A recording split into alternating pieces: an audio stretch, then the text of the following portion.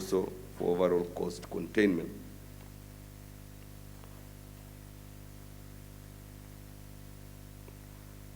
The next issue that I'm bringing on the table is to balance between service delivery and fiscal responsibility.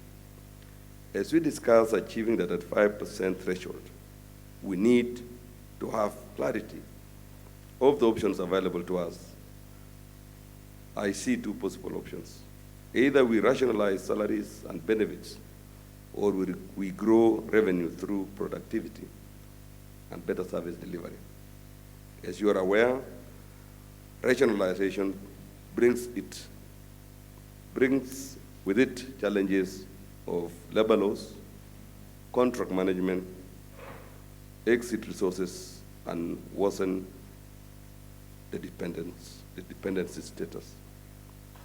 This is undesirable, noting that we only have 19 million people working against a population of 52 million, and that out of these 19 million, 85% are in the category of underemployment.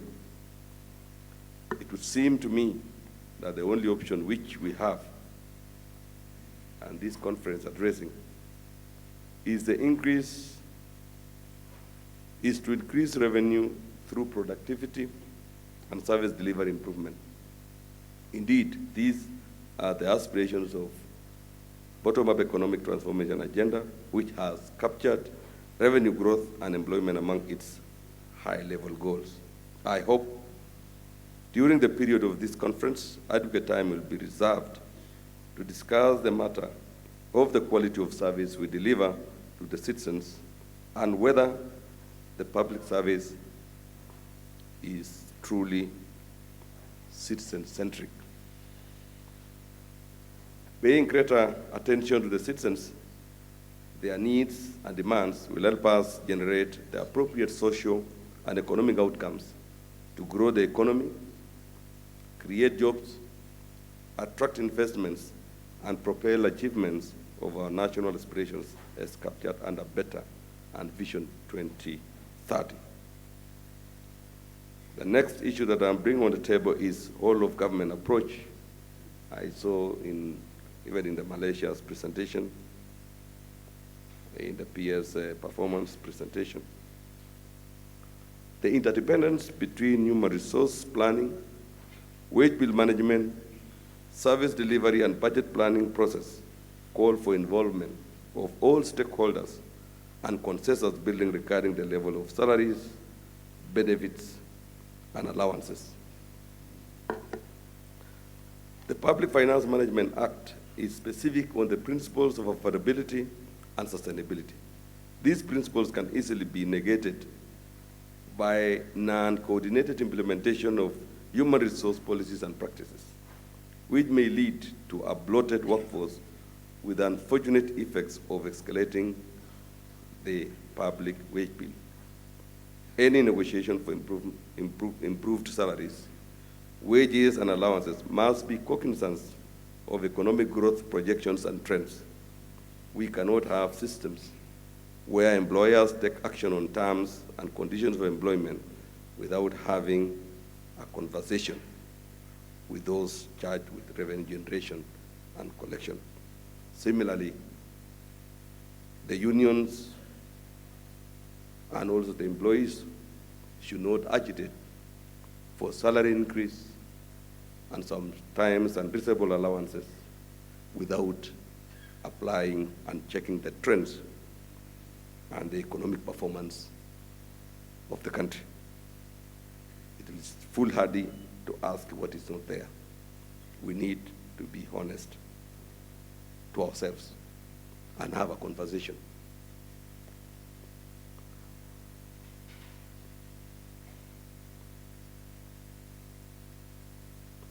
So therefore, any negotiation for improved salaries, as I have said, wages and allowances must be cognizant of economic growth projections and trends. And I repeat, we cannot have systems where employers take action on terms and conditions of employment without having that conversation with those charged with revenue generation and collection. I'm repeating this because sometimes we operate in silos. Somebody in some corner sits down, signs collective bargaining agreement without consulting Treasury, without consulting the trends, micro and macro trends in the country, and thereby bringing industrial actions that are very, very, very difficult to handle. And therefore, we need to be speaking to each other, and we need a whole of government approach. I emphasize addressing the wage bill challenge requires a holistic approach towards public service reforms. The other issue that I'm bringing on the table is harmonization of remunerative and benefits guidelines. The Constitution 2010 had envisioned a harmonized approach to the determination of salaries, allowances, and benefits, hence the creation of the SRC. Regrettably, this has not been fully achieved, and several institutions continue to issue guidelines and to negotiate CPAs without adequate involvement and consultation with all the relevant stakeholders. This is a situation that we need to correct with urgency. And I'm happy that all the concerned players are gathered here in this room today.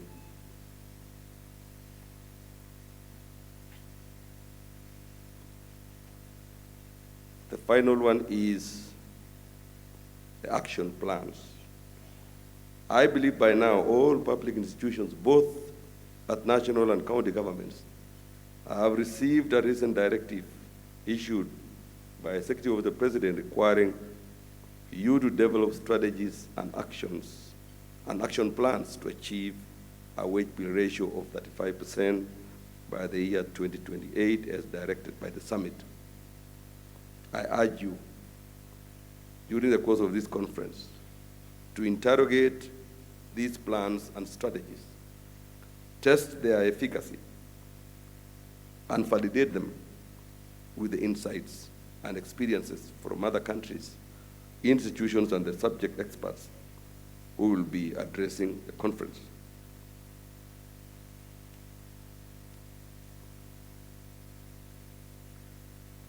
We need to go a step further from discussing issues that are on the table, challenges that we are facing, and the realization that our wage bill is ballooning, to also trying to offer solutions. And those solutions to be reduced to the solutions that are actionable. That in 3.5 years, 4 years, 2028, we shall really achieve the target of 35%. So it requires action. It requires some form of being realistic and some extra studies and engagement of experts to ensure that we really get action plans that are not only implementable, but they are efficient, effective, and realizable. So the above issues are the issues that I thought I'll bring onto the table for discussion from today going forward. And these are only few suggestions. I believe the conference proceedings will bring out more and open the space for focused and deeper consideration. I have been informed that the conference will lead to documentation of agreed resolutions that will guide wage bill management, providing practical and impactful strategies, clarifying on roles and responsibilities, resources requirements, and implementation timelines within the two levels of government going forward. So as I conclude, allow me to commend the coordinating institutions for successfully putting together this conference. Salaries and Remuneration Commission, Public Service Commission, Intergovernmental Relations Technical Committee, Council of Governors, State Corporations Advisory Committee, the National Treasury and Economic Planning, and all other stakeholders who work tirelessly to ensure its success.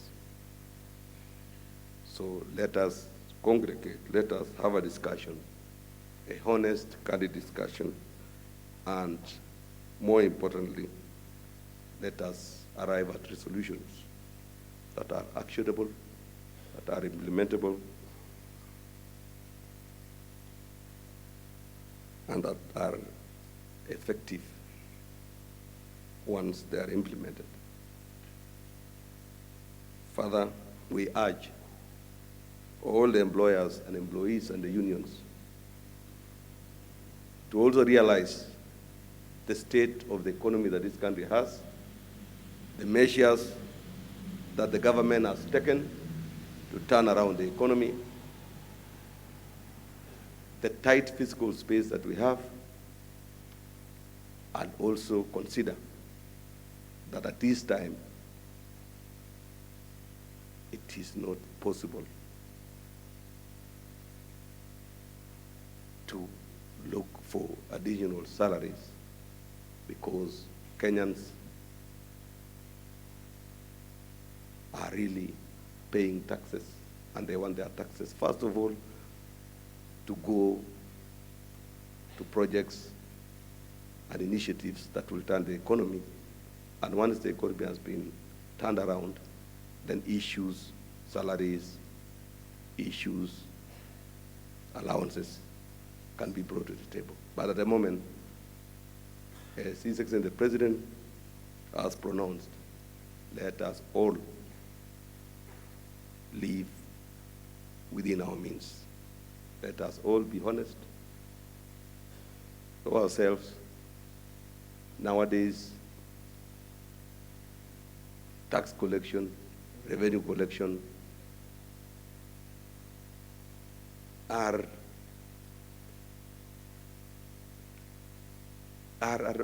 accessible. Anybody can know day by day how much Kenya Revenue Authority has collected. All of us know that there is no any other means of running government, both national and county governments, other than taxes. And I don't think it would be right for the government to levy or to add additional taxes to pay salaries or allowances for now. We need to live within our means.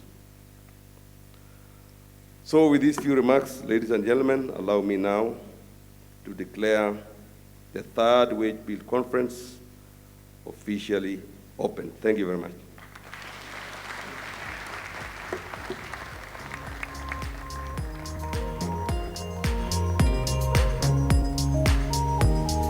Thank you very much, Head of Public Service. Another organization objective, which focus on input process of the roadblocks that hinders security. So the reason we are commissions, constitutional commissions that are independent of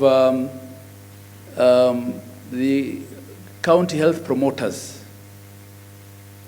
who are supposed to be are having to soak up an increase of about